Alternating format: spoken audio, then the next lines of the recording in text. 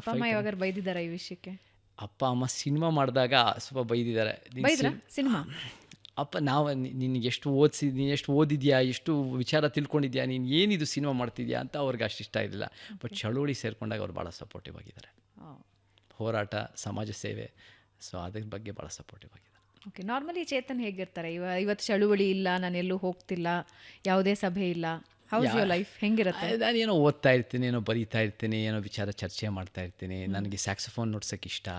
ನಾನು ಸ್ಯಾಕ್ಸೋಫೋನ್ ಭಾಳ ವರ್ಷದಿಂದ, ಒಂದು 30 ವರ್ಷದಿಂದ ಸ್ಯಾಕ್ಸೋಫೋನ್ ನುಡ್ಸಿದ್ದೀನಿ. ಸೊ ನಾನು ಅದನ್ನು ಪ್ರಾಕ್ಟೀಸ್ ಮಾಡ್ತಾ ಇರ್ತೀನಿ. ಜಿಮ್ಗೆ ಹೋಗೋದು, ಆಮೇಲೆ ಈ ಥರದ್ದು ಬೇರೆ ಬೇರೆ ನಾನು ಮೇಘ ಏನಾದರೂ ಒಂದು ಅಡುಗೆ ಮಾಡೋದೋ, ಏನೋ ಒಂದು ಇದು ಮಾಡೋದೋ, ಏನೋ ಒಂದು ಮಾಡ್ತಾ ಇರ್ತೀವಿ ನಮ್ಮ ಜೊತೆಗೆ. ಸೊ ಆ ರೀತಿ ಮಾಡ್ತೀನಿ. ನೀವಿಬ್ಬರು ಯಾವ ವಿಷಯದ ಬಗ್ಗೆ ಹೆಚ್ಚಿಗೆ ಮಾತಾಡ್ತಿರ್ತೀರಿ?